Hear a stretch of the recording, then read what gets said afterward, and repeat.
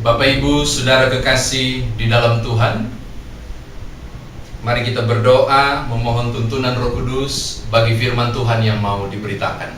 Kita berdoa. Kami mau mendengarkan firman-Mu ya Bapa. Kami mohon tuntunan Roh Kudus bagi firman yang akan diberitakan ini menjadi kekuatan bagi kami, tapi juga suluh bagi langkah perjalanan hidup kami. Demi Tuhan Yesus Juru Selamat kami berdoa. Amin. Mari buka Ratapan pasal 1, kitab Ratapan pasal 1. Kita akan membaca ayat 1 hingga ayatnya yang ke-17. 17 ayat ini akan kita bacakan. Ratapan pasal 1, ayat 1 sampai ayat yang ke-17.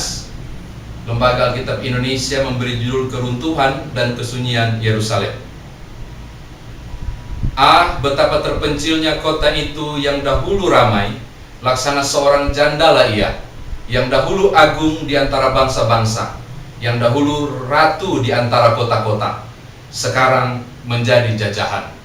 Pada malam hari terseduh-seduh ia menangis, air matanya bercucuran di pipi, dan semua kekasihnya tak ada seorang pun yang menghibur dia. Semua temannya mengkhianatinya, mereka menjadi seterunya. Yehuda telah ditinggalkan penduduknya karena sengsara dan karena perbudakan yang berat. Ia tinggal di tengah-tengah bangsa, namun tidak mendapat ketentraman. Siapa saja yang menyerang dapat memasukinya pada saat ia terdesak. Jalan-jalan ke Sion diliputi duka cita, karena pengunjung-pengunjung perayaan tiada. Sunyi senyaplah segala pintu gerbangnya, berkeluh kesalah imam-imamnya, bersedih pedih darah-darahnya, dan dia sendiri pilu hatinya. Lawan-lawan menguasainya, seteru-seteru berbahagia. Sungguh Tuhan membuatnya merana. Karena banyak pelanggarannya, kanak-kanaknya berjalan di depan lawan sebagai tawanan. Lenyaplah dari putri Sion segala kemuliaannya. Pemimpin-pemimpinnya bagaikan rusa yang tidak menemukan padang rumput. Mereka berjalan tanpa daya di depan yang mengejarnya. Terkenanglah Yerusalem pada hari-hari sengsara dan penderitaannya, akan segala harta benda yang dimilikinya dahulu kala, tatkala penduduknya jatuh ke tangan lawan, dan tak ada penolong baginya. Para lawan memandangnya dan tertawa karena keruntuhannya. Yerusalem sangat berdosa, sehingga najis adanya. Semua yang dahulu menghormatinya sekarang menghinanya, karena ia melihat telanjangnya, dan dia sendiri berkeluh kesah dan memalingkan mukanya. Kenajisannya melekat pada ujung kainnya. Ia tak berpikir akan akhirnya. Sangatlah dalam ia jatuh, tiada orang yang menghiburnya. Ya Tuhan, lihatlah sengsaraku, karena si seteru membesarkan dirinya. Si lawan mengelurkan tangannya kepada segala harta bendanya.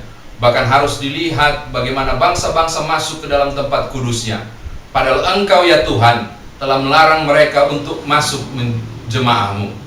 Berkeluh kesah seluruh penduduknya, sedang mereka mencari roti, harta benda mereka berikan ganti makanan untuk menyambung hidupnya.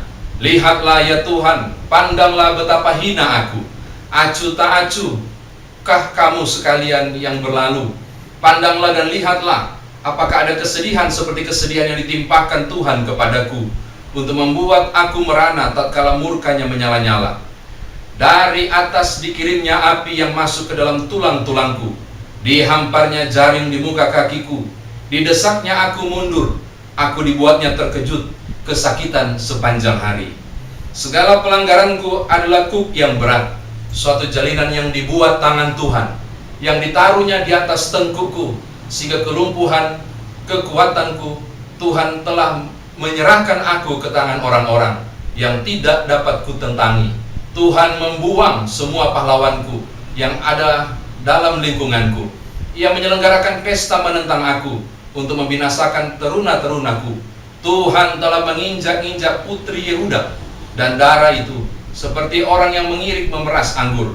Karena inilah aku menangis, mataku mencucurkan air mata, karena jauh daripadaku penghibur yang dapat menyegarkan jiwaku.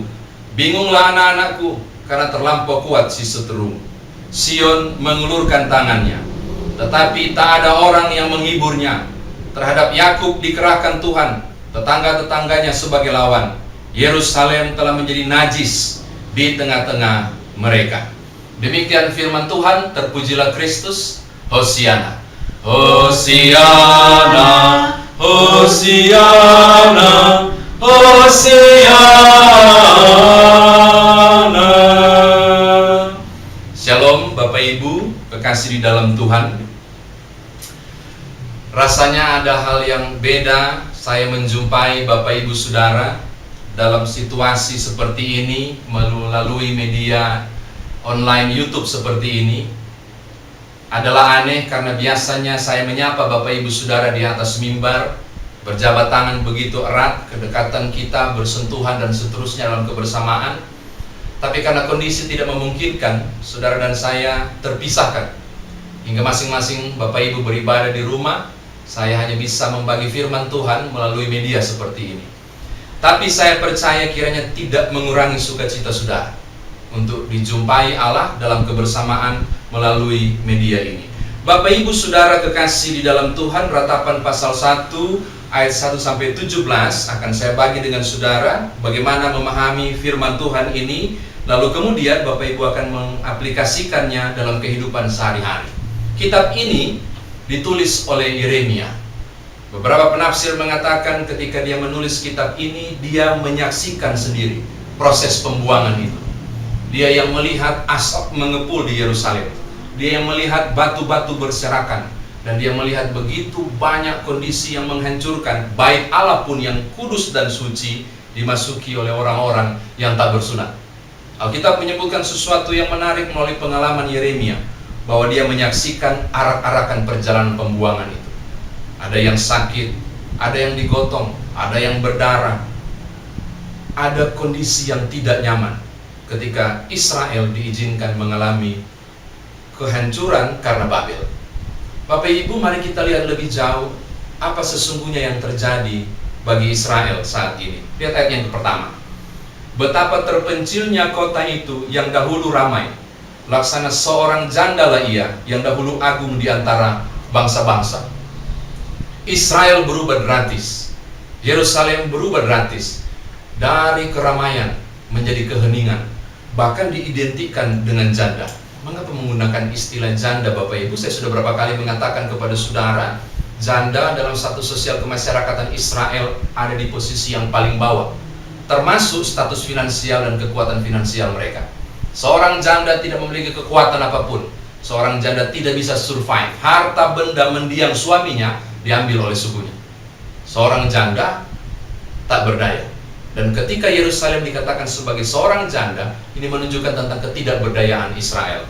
Hal selanjutnya, kalau saudara melihat lebih jauh, khususnya di ayat yang ke-7 dan seterusnya, kita menemukan kesengsaraan yang luar biasa yang digambarkan oleh Yeremia ketika menulis kitab Ratapan ini. Hancur lebur Yerusalem, termasuk bait Allah. Bapak Ibu Saudara kekasih yang diberkati oleh Tuhan, catatan kedua adalah sebuah pertanyaan. Mengapa sampai hal ini terjadi? Mengapa sampai Israel menghadapi kondisi yang tidak mudah seperti ini? Kita menemukan sesuatu yang penting di ayat yang ketiga. Siapakah penyebabnya? Ayat 3 bilang begini, Yehuda telah ditinggalkan penduduknya, memungkinkan mereka mengalami kepedihan yang luar biasa. Ayat 5 menyebut siapa penyebabnya. Lawan-lawan menguasainya, seteru-seterunya berbahagia. Ternyata kehancuran Yerusalem disebabkan oleh musuh-musuh Israel. Lalu saya kira perlu digali lebih dalam, di mana Tuhan ketika umatnya mengalami sengsara itu. Bapak Ibu, sangat mengejutkan ketika membaca ayat 5 bagian B. Di situ disebutkan begini, sesungguh Tuhan membuatnya merana. Jadi ketika ditanya di mana Tuhan ketika Israel mengalami kesulitan karena musuh-musuhnya, ternyata Tuhan yang izinkan. Ternyata secara tidak langsung Tuhanlah pelakunya yang membuat Israel mengalami kehancuran luar biasa. Maka kita perlu bertanya, kok tega Tuhan? Umat pilihannya dibuat hancur. Bapak Ibu, jawabannya ada di ayat yang kelima bagian C bacaan kita, bahkan ayat yang ke-8 dan ayat yang ke-9. karena banyak pelanggarannya. Ayat 8, Yerusalem sangat berdosa sehingga najis adanya. Ayat 9, kenajisannya melekat ke ujung kainnya. Ternyata Allah meninggalkan Yerusalem dan baitnya. Ternyata Tuhan mengizinkan porak-poranda terjadi melalui musuh-musuh Israel, Yehuda secara khusus. Ini disebabkan karena pelanggaran dan dosa mereka. Kalau Alkitab menggunakan istilah najis, Bapak Ibu, dalam bahasa Ibrani itu sederhananya berarti jijik. Tuhan jijik pada umatnya. Saudara bisa membayangkan dosa apa dan sebesar apa dosa Israel hingga Tuhan harus jijik dan meninggalkan mereka. Bapak Ibu, catatan terakhir yang ketiga, saya tertarik pada ayatnya yang ke-12 hingga ayat yang ke-17. Apa reaksi Yeremia ketika melihat gambaran yang sangat memilukan dan menyedihkan itu? Ayat 12 sampai ayat 15 menuliskan hal yang luar biasa. Yeremia meratap. Yeremia menangis terseduh-seduh. Tuhan membuang semua pahlawanku, ayat 15. Segala pelanggaranku adalah kuk yang berat. Ayat 13, dari atas dikirimnya api. Yeremia meratap. Yeremia menangis. Yeremia mengadukan kondisi ini kepada Allah. Yeremia bukan bersungut, Bapak Ibu. Yeremia meratap. Yeremia bersedih. Yeremia menangis. Lihat ayat 16. Karena inilah aku menangis, mataku mencucurkan air mata, karena jauh daripadaku penghiburan. Yeremia meratap di hadapan Allah ketika melihat dengan langsung kondisi ini. Saya kira demikian firman Tuhan ditafsirkan bagi kita. Nah, sekarang bagaimana kita bawa dalam kehidupan beriman kita? Yang pertama, Bapak Ibu, kondisi yang terjadi beberapa minggu berselang ini di Indonesia adalah kondisi yang memilukan. Saya mau ajak Bapak Ibu untuk bercermin, mengevaluasi diri, memikirkan sesuatu yang penting untuk bertanya, mengapa Tuhan izinkan Indonesia mengalami ini? Mengapa Tuhan mengizinkan dunia ini mengalami wabah corona yang luar biasa, yang bukan hanya menyebabkan kematian, tapi terputusnya kontak sosial. Bukan saja menyebabkan terputusnya kontak sosial, tapi juga keruntuhan kehidupan ekonomi dunia. Musibah ini sangat besar, mempengaruhi seluruh sendi kehidupan Indonesia, Palembang, bahkan seluruh dunia. Mengapa demikian? Saya pastikan kepada Bapak Ibu Saudara sesuai firman Tuhan ini, bahwa Allah tidak pernah mengizinkan sesuatu. Pasti ada sebabnya. Israel, Yerusalem mengalami kehancuran, Yehuda mengalami kehancuran karena dosa. Maka saya kira hal pertama untuk diaplikasikan sehubungan dengan situasi yang Bapak Ibu Saudara alami saat ini, sudah saatnya kita berefleksi, mengevaluasi diri, apa sesungguhnya yang terjadi. Tidak salah jika saudara dan saya sekeluarga bertelut di hadapan Allah untuk mengaku dosa dan kesalahan kita. Bapak Ibu, saya tidak bermaksud mengatakan bahwa saudara sedang berdosa, bahwa mereka yang ditimpa musibah ini karena berdosa, tidak. Tapi saya mau katakan, kita harus memulihkan kehidupan bangsa ini dan bermohon kepada Allah dengan langkah pertama, merendahkan diri untuk mengaku dosa di hadapan Allah. Yakobus bilang, doa orang benar besar kuasanya. Tidak semua orang tidak benar, kata Roma pasal 3. Siapapun saudara yang merasa benar, bisa saja di mata Allah tidak benar. Maka langkah pertama yang harusnya Bapak Ibu dan saya lakukan adalah, barangkali kita perlu mengaku semua di hadapan Tuhan, memohon ampun kepada Allah, meminta dibenarkan, lalu kita memohon pemulihan bagi bangsa ini, pemulihan bagi dunia ini. Adalah tepat jika saudara dan saya menentukan jam yang tepat bersama dengan Tuhan, sekeluarga, menjumpai Allah, mengaku kesalahan dan dosa, memohon ampun, lalu meminta pemulihan bagi bangsa ini. Tiap orang yang minta ampun pasti diampuni, dan tiap orang yang diampuni menjadi benar, dan doa orang benar besar kuasanya. Saudara dan saya berhimpun untuk memohon pemulihan bagi negara dan bangsa ini. Yang kedua, Bapak Ibu, saya mau katakan hal yang kedua juga, bahwa sesungguhnya kita sedang meratap. Saudara dan saya menghadapi kondisi ini, saya kira ratapan adalah langkah yang paling mungkin untuk dilakukan. Selang seminggu ini saya menerima berita duka entah lewat WA atau telepon, tentang orang-orang yang saya kenal di berbagai tempat yang meninggal dunia karena musibah COVID-19 ataupun karena sakit dan kondisi apapun. Beberapa masih diisolasi, beberapa mengalami kondisi-kondisi terpuruk secara finansial. Saya mau katakan kepada Bapak Ibu, kita sedang meratap. Kita sedang mengalami kesusahan. Maka reaksi yang harus saudara buat dan saya adalah meratap. Tapi meratap yang bagaimana? Ayat 12-17, Yeremia memberi contoh.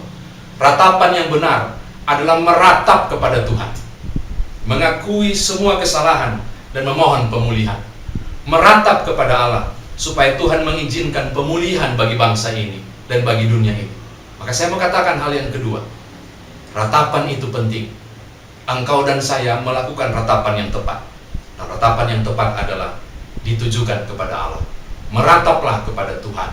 Mintalah pemulihan bagi bangsa ini supaya musibah ini, kondisi ini cepat berlalu. Terakhir Bapak Ibu, tidak ada lagi yang bisa kita harapkan. Situasi sangat rumit untuk diselesaikan. Tuhan satu-satunya pribadi menjadi andalan kita. Mari datang kepada Tuhan, mari meratap kepadanya, minta Tuhan pulihkan kondisi ini. Kiranya Tuhan menolong kita dan menjawab keluh kesah dan ratapan kita untuk memulihkan Indonesia dan dunia menjadi baik kembali. Tuhan berkati saudara. Amin. Bapak Ibu, kita mau berdoa syafaat. Sesudah itu liturgi akan dilanjutkan di rumah masing-masing. Mari kita satu dalam doa, kita berdoa. Bapa, kami bersyukur untuk firman Tuhan yang sudah kami dengar tentang bagaimana ratapan yang terjadi di mulut Yeremia menyaksikan kondisi pelik yang dihadapi saat ini. Kami bersyukur bahwa ternyata kami tahu kepada siapa kami harus meratap, yaitu kepada Tuhan. Tapi ajarkan kami juga untuk bercermin diri bahwa tidak ada segala sesuatu yang diizinkan Tuhan jika tidak ada penyebabnya. Ampuni bangsa ini, ampuni kami, ampuni negeri ini, ampuni dunia ini. Jika ada kesalahan yang kami perbuat hingga Tuhan mengizinkan musibah ini, tapi lebih jauh ampuni kami dan benarkanlah kami, supaya ketika kami menjadi orang benar, kami percaya tiap doa ini punya kuasa dan Tuhan menjawab doa ini dengan kuasa Allah. Kami mau berdoa dan menyerahkan semua proses yang sedang diupayakan pemerintah, baik di pusat, Sumatera Selatan maupun Palembang. Lindungilah bangsa ini, mampukan pemerintah kami bersama-sama dengan semua mereka yang bergerak bersama, orang-orang yang terlibat secara langsung, para sukarelawan yang mengerjakan tanggung jawab yang luar biasa ke depan, bahkan juga mereka yang di garda depan, para medis dan dokter yang mendampingi, termasuk saudara-saudara kami yang terdampak langsung karena kondisi ini, mereka yang sakit, mereka yang terisolasi, termasuk mereka pula yang saat ini mengalami kondisi finansial yang menurun akibat dampak yang terjadi melalui social distancing saat ini. Oh Bapa Tuhan, menguatkan kami agar mampu keluar dari berbagai persoalan yang kami hadapi.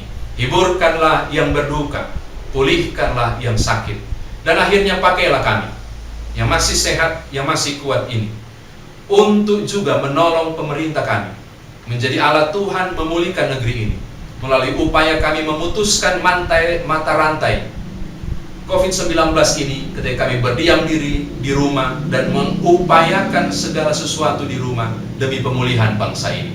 Terima kasih Bapa, terpujilah namamu. Ini doa kami, berkati semua jemaat Tuhan yang menyaksikan siaran ini melalui channel YouTube. Biarlah melalui perjumpaan tidak langsung ini mereka terus diberkati, sehingga nama Tuhan tetap dimuliakan. Di kondisi dan model apapun ibadah dilaksanakan, Tuhan tetap ditinggikan. Demi Yesus Kristus Tuhan yang mengajar kami berdoa bersama-sama. Bapa kami yang di sorga, dikuduskanlah namamu, datanglah kerajaanmu, jadilah kehendakmu di bumi seperti di sorga. Berikanlah kami pada hari ini makanan kami yang secukupnya, dan ampunilah kami akan kesalahan kami, sehingga kami juga mengampuni orang yang bersalah kepada kami. Dan janganlah kami ke dalam pencobaan, tapi lepaskanlah kami daripada yang jahat. Karena Engkaulah yang mempunyai kerajaan dan kuasa dan kemuliaan sampai selama-lamanya. Amin. Bapak Ibu Saudara yang diberkati Tuhan, ibadah selanjutnya dilanjutkan masing-masing saudara melalui tata ibadah di rumah masing-masing.